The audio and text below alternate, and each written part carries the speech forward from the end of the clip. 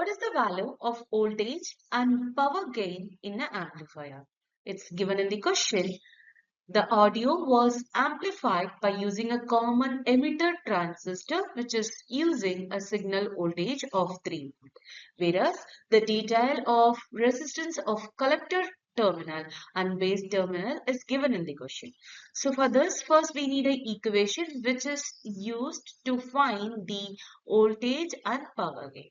It's known that the power gain of an amplifier can be calculated using a formula AV times beta, whereas AV is representing the voltage gain, or else we can say the formula for voltage gain will be equal to beta times RC divided by RB, whereas RC is representing the value of resistance of a collector terminal, whereas RB is representing the base resistance.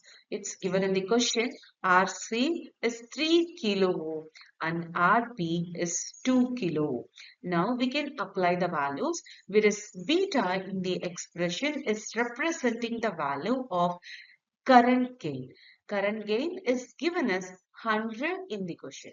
Now we can calculate the voltage gain. Voltage gain will be equal to 100 times 3 kilo divided by 2 kilo.